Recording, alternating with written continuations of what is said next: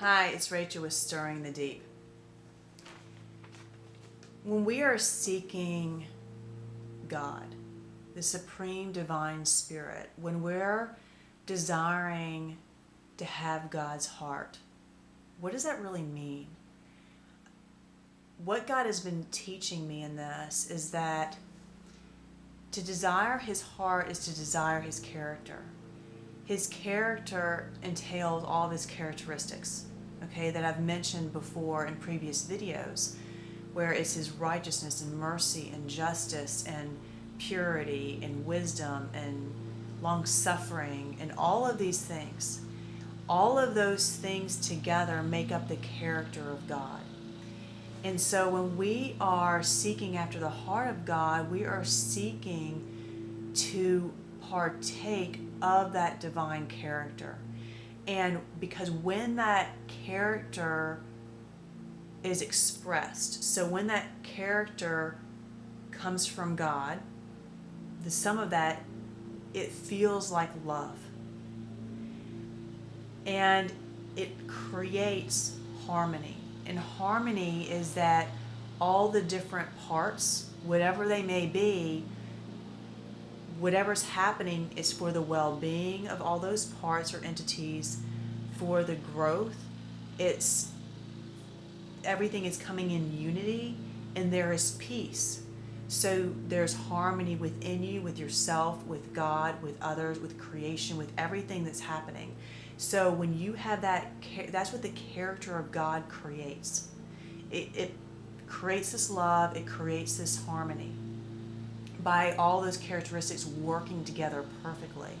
So when we're seeking after the heart of God, that's also saying we're seeking His character. And what we're seeking is to be a part of that, to partake of it, because it's like we're to be attached to Him. It's not like we work on our character and it's this great character and we go on our merry way. It is the only way we can even have that divine character is if we're attached to the Heavenly Father, because it flows from Him into us and into the world. And when that is happening, you are a light.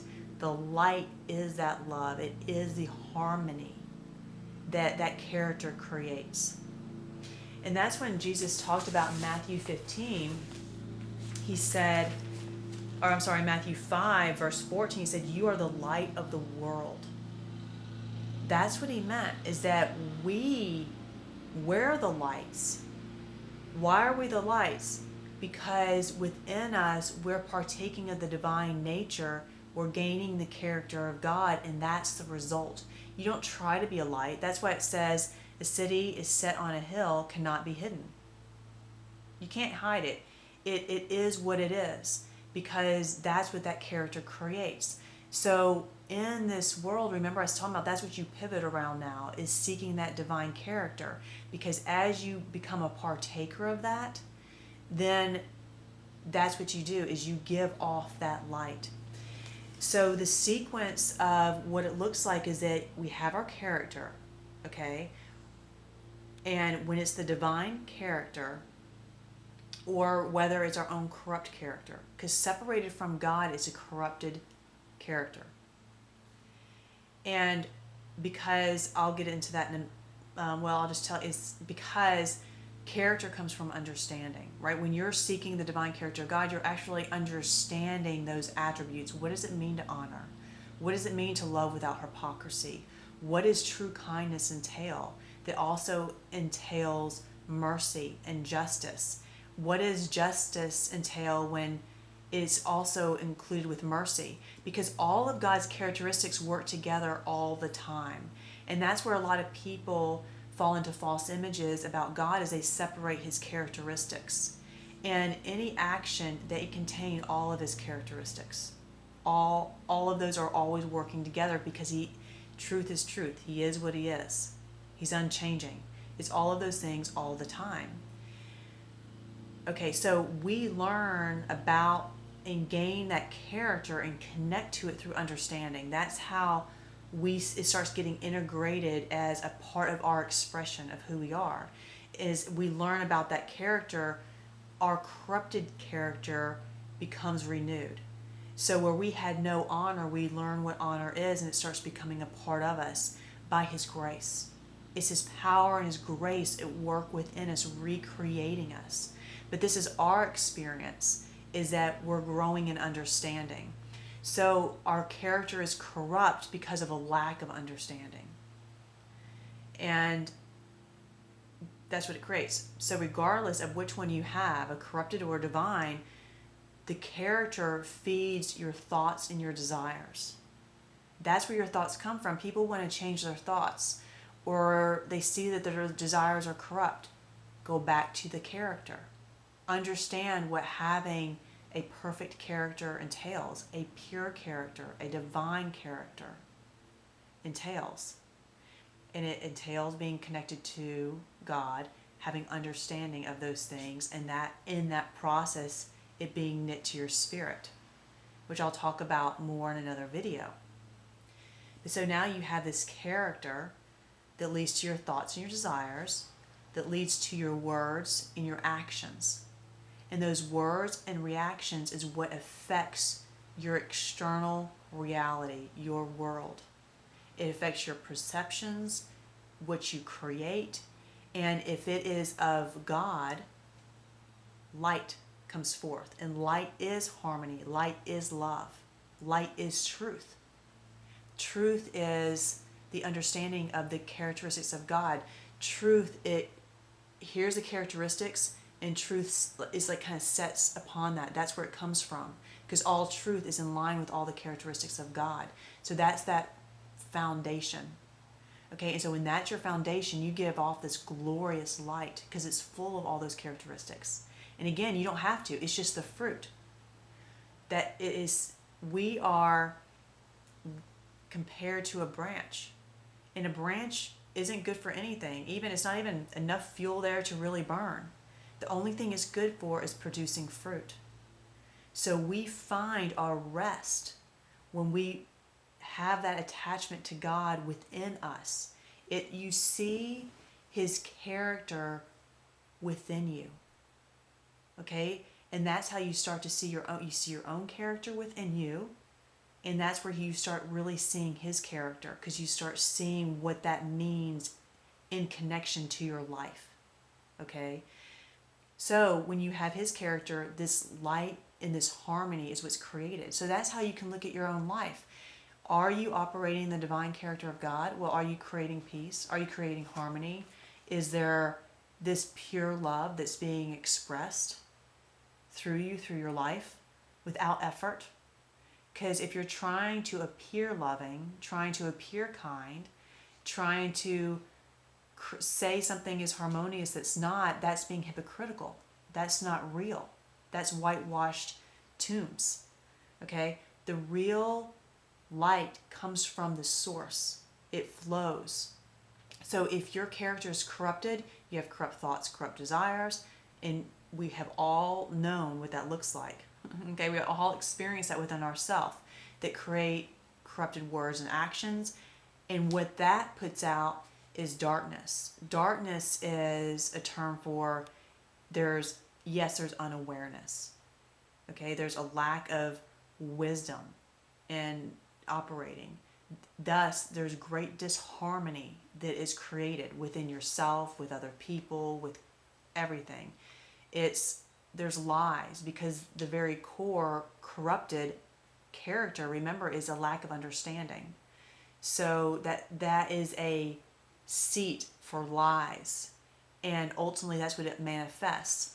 And remember, lies are concepts and ideas that we believe will create the harmony.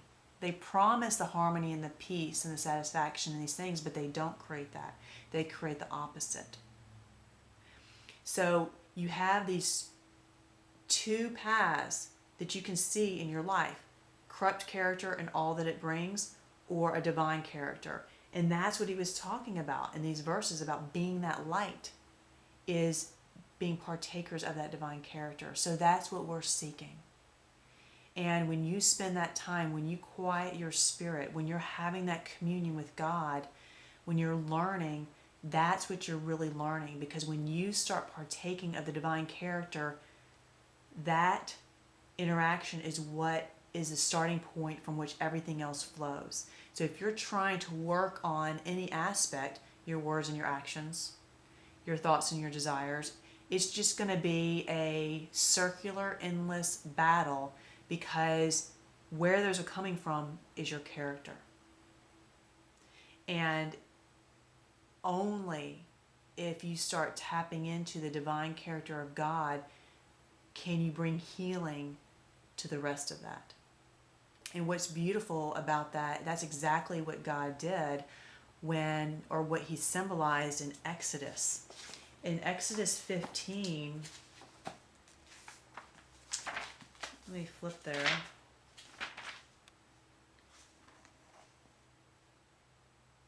Okay, so in verse 23, it says, "Now when they came to Marah, they could not drink the waters of Marah, for they were bitter.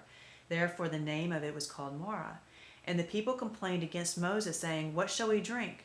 So he cried out to the Lord, and the Lord showed him a tree. When he cast it into the waters were made sweet. There he made a statute and an ordinance for them, and there he tested them, and said, 'If you diligently heed the voice of the Lord your God, and do what is right in his sight, give ear to his commandments, and keep all his statutes, I will put none of the diseases on you which I have brought on the Egyptians, for I am the Lord who heals you.'" So now you know the secret to your healing in every area of your life. The character. The tree, this is symbolic of we're waters.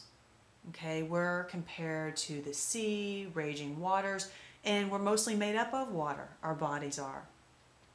What God did through Christ, when Christ entered death voluntarily, he threw that tree into the waters.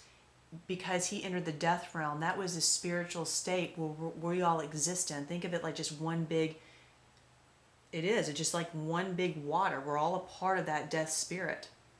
And so he threw in that tree of life into the waters.